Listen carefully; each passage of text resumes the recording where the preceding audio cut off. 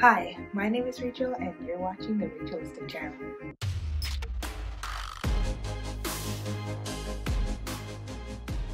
So, you think you may be autistic. Maybe you've watched videos of other autistic people and realized that sounds a lot like yourself. Or maybe you've read something about autism that sounds like something you experience. If you're trying to figure out if you're autistic, then you've come to the right place. What we're going to be doing today is going through the first half of the DSM-5 diagnostic criteria for autism. I'm going to go through it step by step and give examples of how you might see this in your life. So before I get started, make sure that you grab a notebook or you open a document on your computer or something so that you have a place to write down all of the traits that you might have. While I'm going through the diagnostic criteria, you're going to want to write down all the things that relate to you, how it relates to you, and you want to have examples from your life, from your childhood all the way up until now. You're also going to want to have examples from a variety of contexts, so like from school, from work, from home, and so forth. It's really important to have all this stuff written down because if you're self-diagnosing and people ask you why you self-diagnose yourself that way or why you think you're autistic, then you can show them this list that you have. Or if you eventually want to seek out an official diagnosis, then it will come in really handy to have all of these traits and things that you experience written down in one place so that it can be easier during the diagnostic process. So if you haven't already, pause this video, get your writing stuff together, and then come back. I'll wait. Okay. So now that you have your stuff together, let's get into it. So the first half of the DSM-5 diagnostic criteria for autism deals with social communication and social interaction. So it splits this up into 3 different categories, and you need to have evidence in all 3 of them to be diagnosed. So you're going to want to have examples from your life in all 3 of these categories. So the first category deals with deficits in social emotional reciprocity. So what does social emotional reciprocity even mean? Well, it's basically an individual's ability to engage in social interactions with other people. So somebody who has good social emotional reciprocity, they would be very aware of the emotional and interpersonal cues of others, so they can engage and play an equal role in turn-taking social interactions. So basically an easier way of saying that is that somebody with good social emotional reciprocity, they are able to engage in conversations or discussions or like working together with other people. They're able to engage in that completely and understand like when it's time to like take turns and stuff like that, like without somebody having to tell them that it's their turn. Like they know intuitively. So basically, this really deals with just how you interact with people. So some examples of how you might see a deficit in social emotional reciprocity in your life if you're autistic would be things like not being able to carry a conversation. So maybe you might be the type of person like I am who doesn't say much when you're having a conversation with a person, or maybe you only give like one-word answers, or you just give really like straight to the point answers that do not necessarily keep a conversation going. Or maybe you're the complete opposite of that and you are super talkative, but maybe a little bit too much talkative. So you don't let the other person get a word in edgewise. Is that a saying? Word in edgewise? I don't know. But basically you just talk about whatever it is that you want to talk about, and then you're done and that's it. So yeah. Some other examples might be that you have a lot of difficulties in sharing interests or emotions or feelings with other people. So that can either be something that you experience all the time or something that you only experience sometimes in certain situations. So maybe you find it really difficult to tell people what you're feeling or what your thoughts are. Like, for example, maybe if you are really upset, you find it really difficult to say in like words what it is that you're feeling or why you're feeling upset. That's something that I definitely struggle with also. So if you do that, then you're not alone. Yeah, or maybe you're just somebody that finds it really difficult to just speak at all. And maybe you prefer using like alternative forms of communication, like sign language or an AAC. Another example could be you don't really know how to start a conversation or how to kind of respond to social interaction. So, and this is not just like face to face, this could be like over texts or emails or phone calls, anytime where you're really just interacting with another human being. It doesn't always have to be face to face. This could be things like maybe whenever you see somebody, you see a friend, you see a family member, you're not the person who will always start a conversation or greet them. Maybe you find yourself waiting for them to say hi first, because that's just something you do. um, or maybe if you see somebody that you want to talk to, you don't really know how to approach them or how to start this conversation. Or maybe like with other examples, like with like texting, um, maybe you're the type of person that maybe if somebody texts you, you don't always know how to respond, so you just don't respond. Um, yeah, I think we're all guilty of that, but maybe you do that on like the regular. So if any of these things relate to you, then you should write them down in your notes. Another example would be you don't always know how to respond to other people's interactions with you. So one of the examples I can really think of this is like maybe if you have a friend or a family member or somebody who's like feeling really upset about something, but you don't know how to respond to that, so you don't really say anything, or maybe if you try to say something, it's like doesn't really go well. Yeah, or maybe people would say that you like kind of react to other people's emotions like inappropriately or something. One example I can share from like my own experience, I guess, in this is like when I was in middle school, I had a friend whose dad passed away, and so she was gone from school for a little bit, and she came back, and then like people were asking her like where she was and stuff, and then so she said that like her dad passed, and I was like, I don't know how I'm supposed to react to that. And then she, I didn't really say anything, and then she was like, "Oh, did you hear why I was gone?" And I was like, "Yeah, I heard." And that was it. I didn't say anything else, and that probably came off really rude now that I think back at it. But in the time, I didn't know how to respond to that or how to like react to her sadness, so I just kind of just didn't really say anything, which came off wrong. So that is basically the deficit in social emotional reciprocity. Yeah, so basically having troubles with social interaction with other people. So the second category is it's deficit in nonverbal communicative behaviors used for social interaction, which is basically just body language. And the deficit is in showing body language things, but also in understanding and interpreting other people's body language and nonverbal communication things. Some examples of like nonverbal communication and body language is like facial expressions, eye contact, tone of voice, your body movements, or like your posture, like how you carry yourself. So gestures like waving or like pointing or thumbs up or thumbs down or like air quotes or like the okay sign, which I think is this, but I don't know. Apparently it's offensive in some places, so yeah.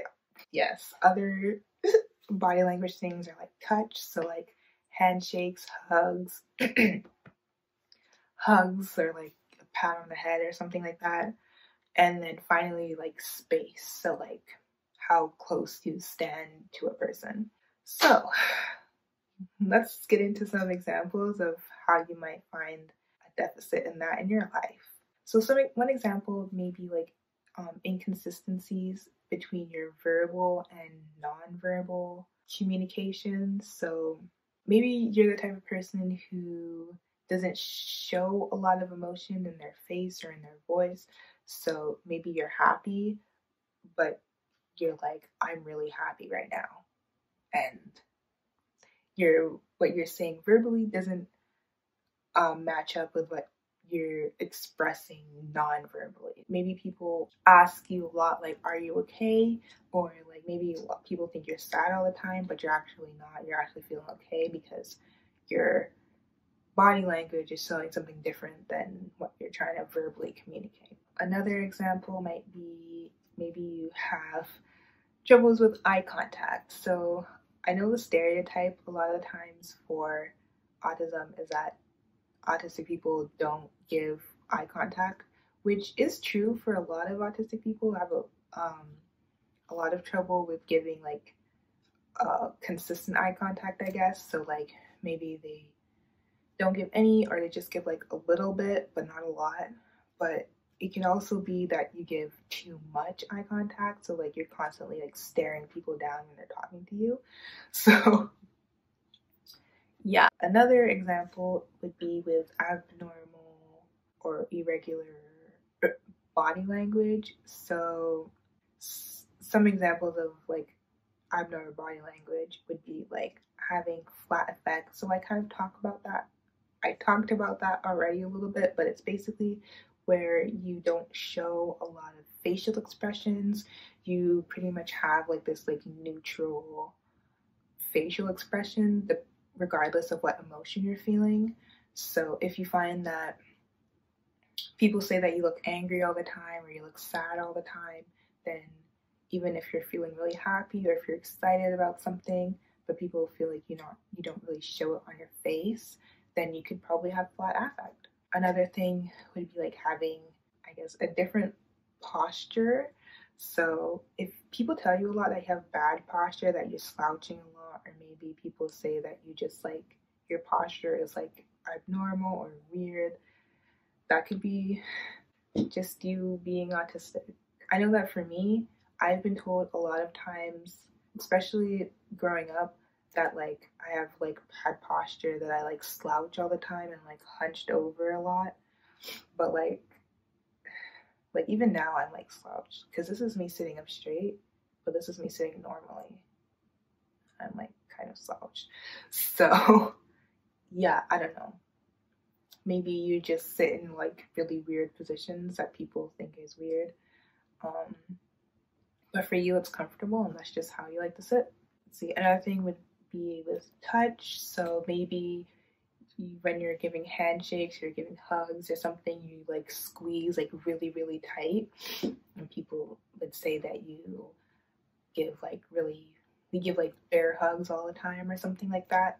Or maybe you're the opposite, like I am, and you give really light and like really soft, like, or like weak handshakes or hugs or something, that people are all like, oh, like that's not a real hug or something like that. Or maybe you're the type of person that's just like very touchy and you like to touch people a lot. So yeah, that could also be another thing that factors into this. And then finally with voice, maybe you've been told that you speak too loudly, or maybe you've been told that you speak too softly, like I have been many times, many times. Or maybe you tend to have more of a monotone tone of voice. So maybe you've been told before that you speak like a robot, or that your voice is just very monotone all the time, and there's not much fluctuation, I guess is a word. If you found yourself saying, oh yeah, that's totally me, write that down. So another example for this section is maybe you don't understand or use like hand gestures in the right way. So I had a little bit of trouble thinking up of an example for this because it's not really something that relates to me. But one example I could think of was with like air quotes. So maybe if, I mean, it could be like any hand gesture really, or any maybe even something that's like popular right now, like in TikTok, maybe like I've seen a lot of people doing like, what is it, like this thingy, which actually I don't know what that means. I don't know what it's supposed to mean, but maybe you're the type of person that whenever you see any type of hand gesture, or maybe just like some, unless it's like super obvious, like a thumbs up or thumbs down type of thing, maybe you don't really understand what it means, or maybe you've tried using them, but you use them in the wrong way.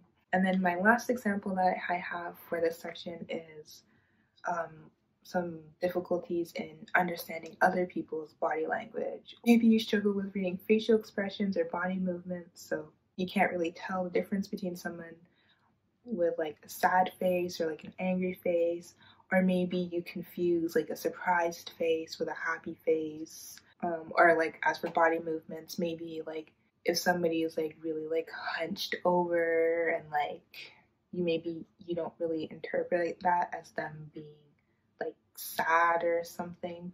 Or maybe you struggle with things like tone of voice, so maybe you can't tell like if someone's being sarcastic or if they're being serious. I've definitely had times where people have been telling me something and I was not sure if they were being serious or if they were being sarcastic. So yeah.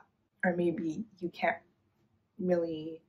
don't really like pick up on people's different tones of voices. Maybe like people are talking about something and they're sad, but you can't really pick that up from their voice, if that makes sense. So those are all the examples I have for deficits in nonverbal communication. If you can think of any more examples, comment them down below, or just write them in your notes.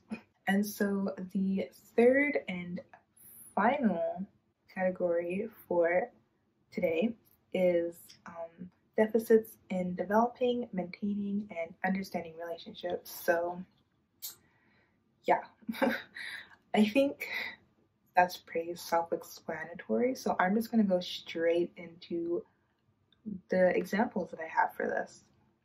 So the first one I have is maybe you're the type of person that treats everybody exactly the same. It doesn't matter if they're your parents, if they're your siblings, if they're your friends, if they're your coworkers, teachers you talk to, communicate, just interact with people, everybody exactly the same way.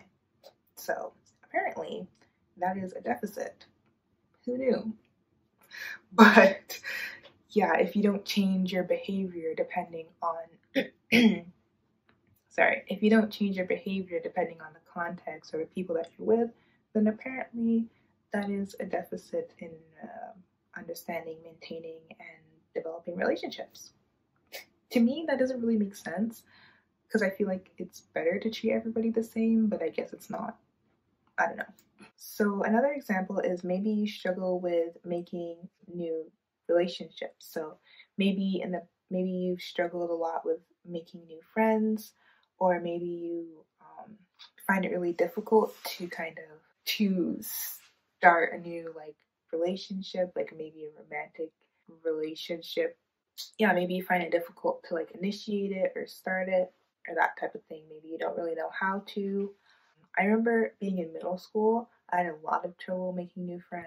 And one of the things, like people would always say like, oh, to join clubs or to like to talk to people, but that just didn't make sense to me. So it like maybe you like know what people tell you to do, but it doesn't make sense to you. Like you don't really understand it, and like you really like even though you know what people say, you really don't know how to actually do what they say. So yeah. Another example might be you struggle with maintaining those relationships that you have. So that could be like maybe you don't really initiate like outings with your friends, or like you don't like tell like your friends or family or something, like, hey, do you want to go and do this with me? Or maybe like you just wait for them to initiate it, or that's like the same with like conversations or like check-ins. Like, you're not really the type of person that like checks in on your family or friends. Usually they're the ones who are checking on you, but you don't really do that to them.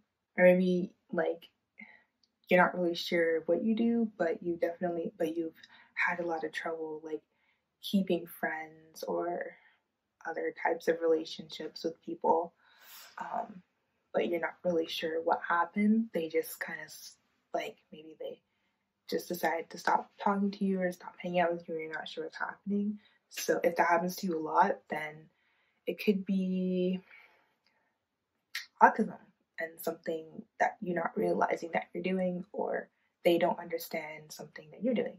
Another example is maybe you struggle to understand relationships. So obviously you probably know what a relationship is, and that's not what I'm talking about. What I'm talking about is maybe you don't understand like the differences between certain relationships, or you don't really understand like when a relationship is there. So like, for example, maybe you don't understand the difference between like an acquaintance and a friend, or between like a coworker and a friend or something, you know? Or maybe the type of person who like, once you talk to somebody or once you meet somebody, you consider them your friend, like automatically, even though maybe you don't talk to them ever again after that, but now they're your friend because you talk to them. Yeah, and then my final example is maybe you just don't have the desire for certain relationships. So maybe that's friends. Maybe you just don't really have the desire to have friends, and that's okay if you don't have the desire to have friends. Don't let anybody pressure you into like having friends if you don't want friends. Like, it's okay if you don't want friends. But yeah, maybe that's that person you are, or maybe you just like to have like one or two friends, or just hang out with like certain like family members or like a partner or something, and you don't really want to expand your circle at all. You just like to keep it close. Maybe you're just that type of person, and that's okay. Or like, maybe you were that type of kid that just liked playing by themselves all the time, or you played a lot with like your imaginary friends or something like that. Yeah, you just like to do stuff by yourself, and that's okay. So yeah. So those are all of my examples for deficits in understanding, maintaining, and developing relationships. So yeah, again, if any of these things that I talked about, they relate to you, then you make sure that you write them down in your notebook, in your document, or something, so that you have all of this on record, so for the future. And if you think of other examples that I haven't talked about, but that still relate to this, then make sure you write those down, and even comment them down below so that other people can see them, and maybe they'll be like, yeah, that relates to me too, yo, I'm gonna write that down.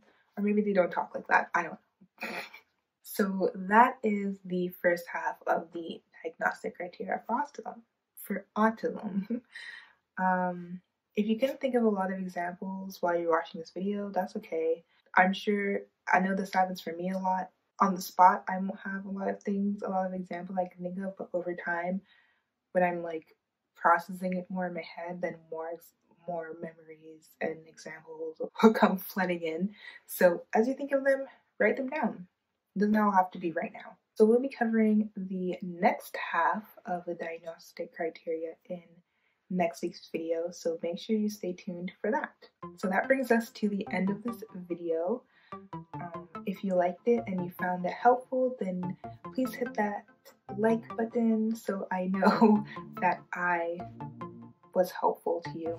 If you have any questions or anything else that you'd like to add, like I said before, then just go ahead and comment those down below, because it's really good for everyone to see what you have to say.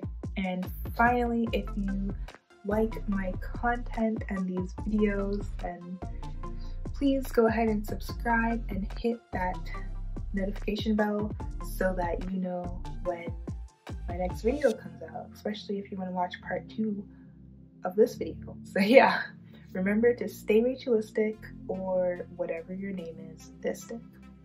Goodbye.